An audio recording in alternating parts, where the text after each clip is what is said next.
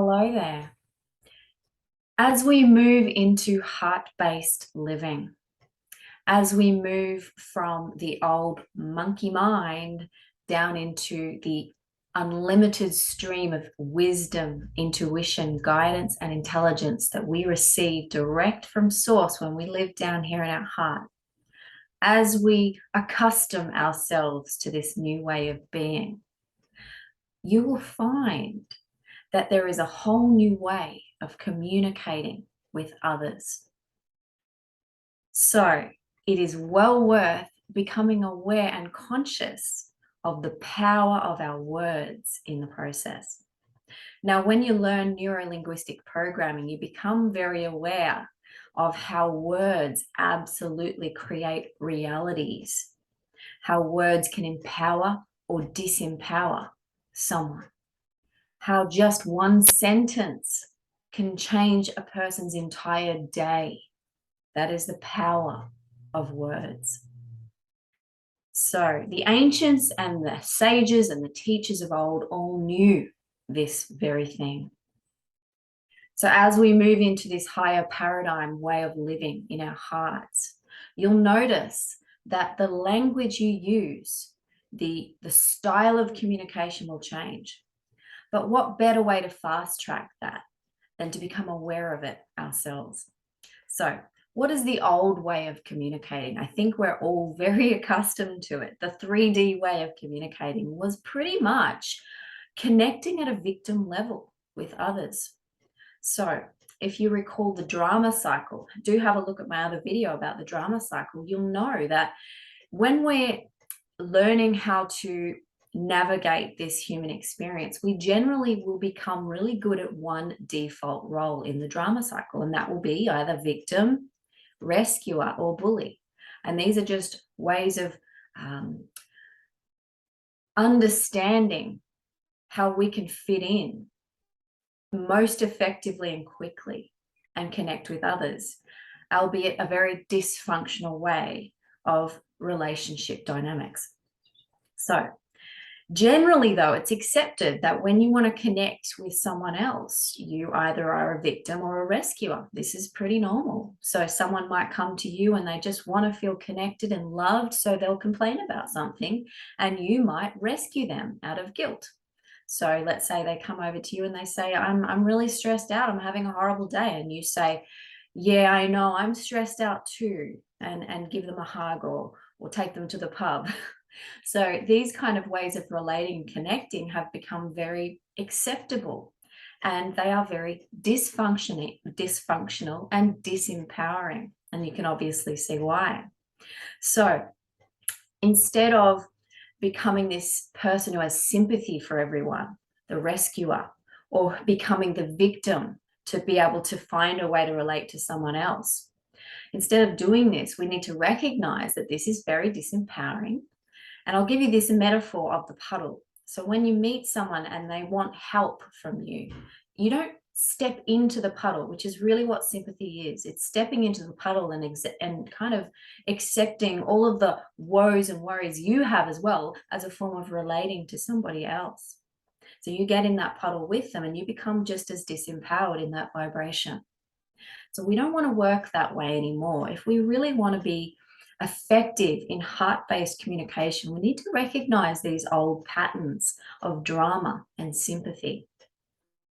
So this old signature way was the level of limitation, of scarcity, of competition.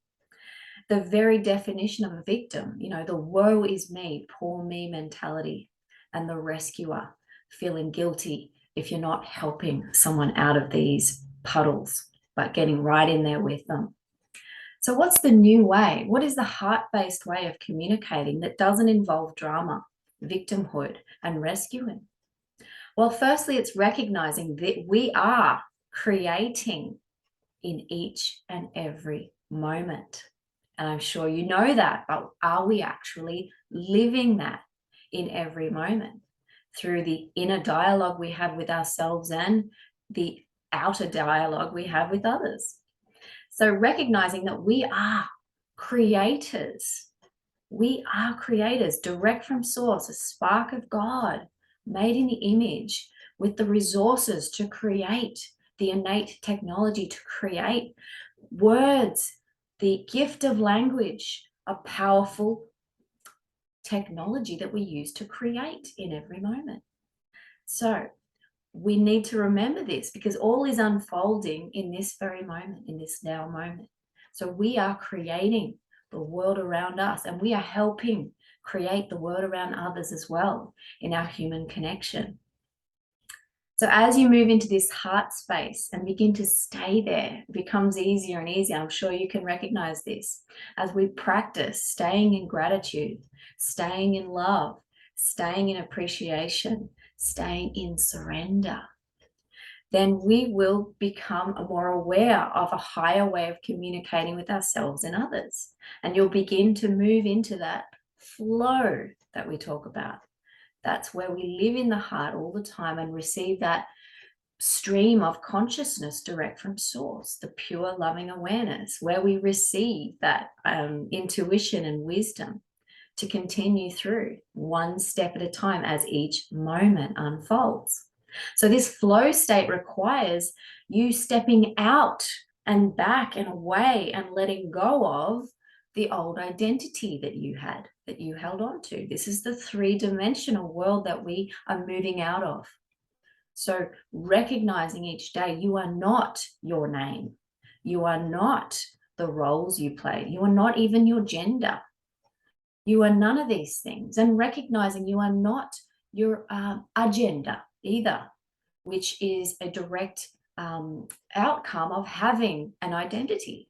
So recognizing and letting go of this every day so you can get back to the 0 point of pure potentiality, the middle of the toroidal field, if you like, that toroidal field that comes out from our heart space when we're living here. We have the absolute power of source in creating in the 0 point from unlimited possibilities and potentials. So a flow state all the time is what we're going to get to as we continue walking this path of heart-based living and moving into the new paradigm of who we really, really are. Pure potentiality, multi-dimensional being in a human body. So there's no thinking required, no analysis paralysis as we move into this new way of being. You do not have the old grip on control and control structures of the small mind and the small self, I should say, of the body and the mind complex. You can let it all go. So pure wisdom is direct from source. It can only come when you're down here. We've got to stop overthinking and underfeeling and moving down here. We talk about this all the time, obviously.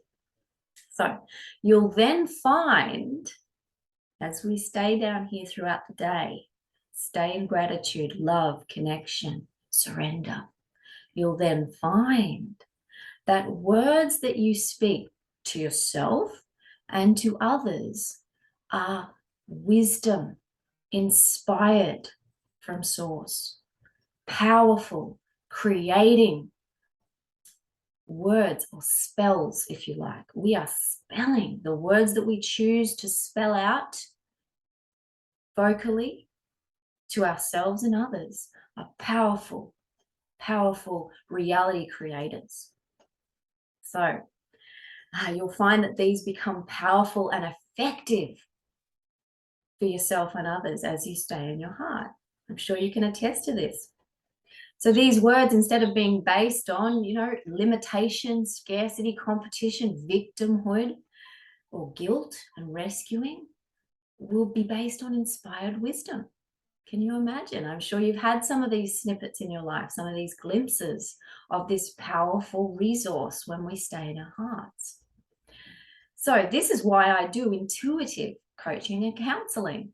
This is why I'm able to access my intuitive abilities, which you all have the ability to do, because I use a heart-based approach to my coaching and counseling. It's very important to me. Before each session, I drop into checking that I have let go of the illusion of agenda, the illusion of identity. getting back to pure 0-point potentiality so that I can help my clients and receive exactly what I need to say or share with my clients in each moment. So you can do this for others as well. You can be that in service to others and help them create their powerful realities. So when we live in the heart space, we can speak these words of wisdom to each other. We are creating powerful worlds using the science of imagery. If anyone's ever read the Anastasia book series, I would highly recommend them. Very, very inspiring. But there are wisdom nuggets in that series, truth bombs about the science of imagery, a very real concept. The ancients have known since the beginning of humans, since the beginning of our experience in human bodies, the power of the science of imagery. What am I talking about? Well, I've done a video about this before, but the power of words. Now, we don't actually process words. We process the images that the words create in our minds. So when you impart a word with another human being, you can create a universe of a reality for them in that very moment, because they will bring up an image, and whatever their interpretation of that image is, will have meaning for them. And that meaning will create feeling, vibration, and that vibration will manifest into density, into a reality for them. So that's why it's so important that you recognize the power of every word you speak to yourself and to others is the science of imagery. We are creating realities in our worlds and our words. So each story we share with another is powerful magic in action. And we are creating the very reality that we experience. Okay, so instead of painting stories of limitation and victimhood in sharing and trying to commune with others, recognize that you don't live in that three-dimensional paradigm anymore of limitation and victimhood. It doesn't work. It creates continual victim reasons to be a victim. Okay, so when you share the pity and the sorrow with someone else because you're trying to connect to them, you're helping create the same world over and over for both of you now. And that's why sympathy is not an effective tool when you want to connect and help someone. We need to show them the power of words. So we can only do that when we stay in our hearts, because that's where we receive powerful words that are required just in that moment, that are perfect for that person to hear. So now that you're conscious of the power of words, share with others in your noble quest to be of service, and recognize that you must stay in your heart to receive the wisdom that others might need in any moment. You are a co-contributor to creating the very world that someone will live in.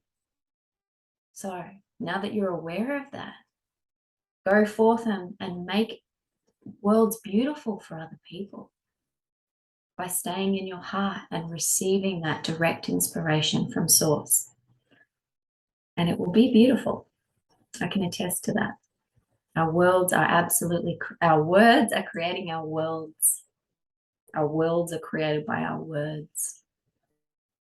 I hope this has been inspirational.